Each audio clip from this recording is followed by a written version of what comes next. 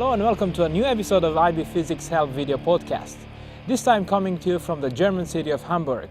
Today's topic is simple harmonic motion.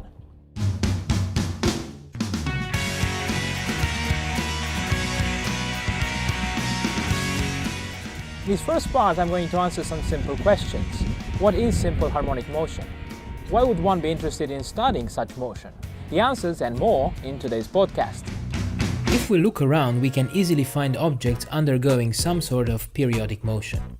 Here are a few examples. The pendulum of a clock swinging backwards and forwards. A plastic ruler struck gently while being held over the edge of a desk. The oscillations produced by an insect caught in a spider web. The vertical oscillations of a vehicle traveling on a bumpy road. The vibrations of a large bridge when heavy lorries or buses go across. Tall buildings swaying slowly in a wind. The oscillations of power lines when wind blows past them.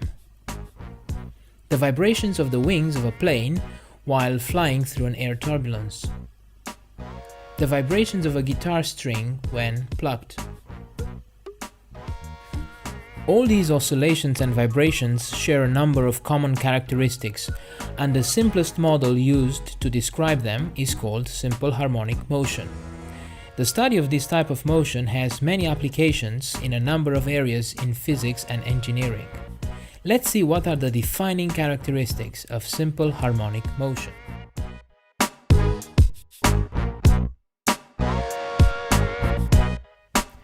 In general, a body undergoing periodic motion has a stable equilibrium position.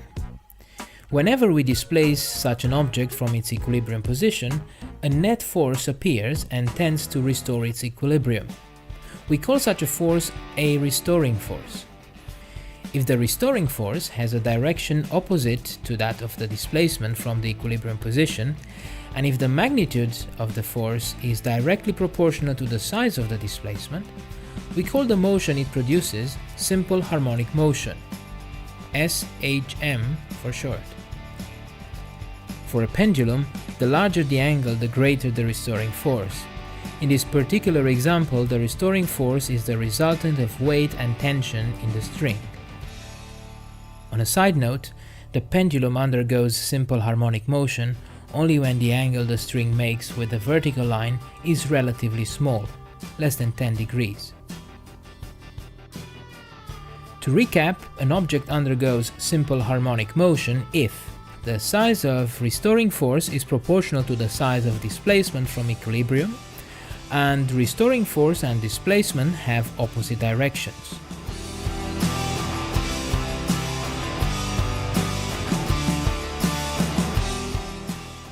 One of the simplest harmonic oscillators is an object oscillating on the end of a spring. There are two possible setups. A vertical one, in which a mass is suspended from a spring.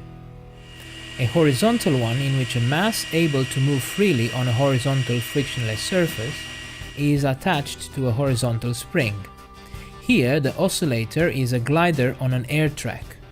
This allows it to move freely backwards and forwards with very little friction. In both setups, the cause of the oscillations is the elastic force. In the vertical setup, the pull of gravity plays a role, but as it is constant for a given mass, it does not fundamentally alter the nature of the motion. More details a little later.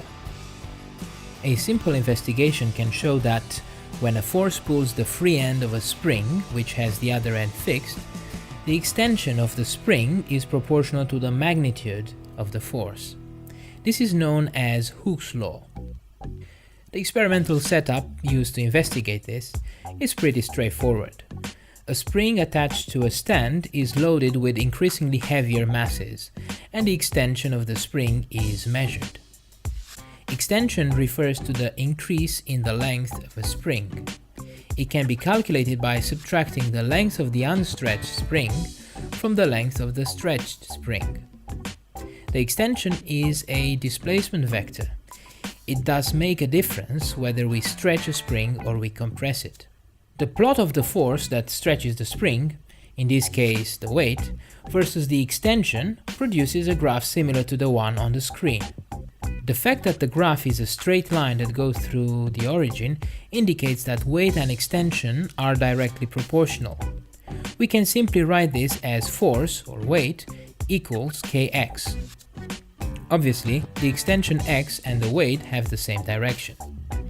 In the case of a spring, the constant of proportionality k is called spring constant. Its value can be easily determined from the graph as it represents the gradient of the line. In practical terms, it refers to the stiffness of a spring. The larger the value of k, the stiffer the spring. Of course, at each step of this experiment, the elastic force that occurs in the spring is equal and opposite to the weight. We can write that simply as elastic force equals minus weight equals minus kx. The minus sign indicates that displacement x from the equilibrium position and elastic force have opposite directions. So, elastic force equals minus kx. With this knowledge, let's now return to the vertical oscillator. When a mass m is attached to a spring, the spring extends by a length L. The force that produces this extension is the weight, mg, where m is the mass of the attached object and g is the gravitational pull per kilogram, also known as gravitational field strength. Here on Earth, its value is 9.8 newtons per kilogram.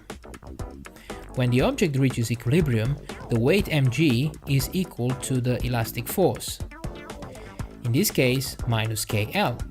mg equals minus kl. We call this position of the object its equilibrium position. We're going to use x to indicate the displacement of the body from this position. Let's now assume that an external force F pulls on the object and it stretches it by an additional extension x. The total extension is now L plus x, and hence the elastic force is minus k L plus x. The weight of the body is still mg. If force F is now removed, the body starts accelerating upwards due to the two unbalanced forces acting on it. The resultant force, which is the restoring force, can be calculated as elastic force minus weight equals minus k L plus x minus mg. On the other hand, we previously concluded that mg equals minus kl, and therefore the resultant force is minus kl minus kx minus kl, which gives us minus kx. So now we can conclude that for this setup, the restoring force is minus kx, which means that the system described here is a harmonic oscillator.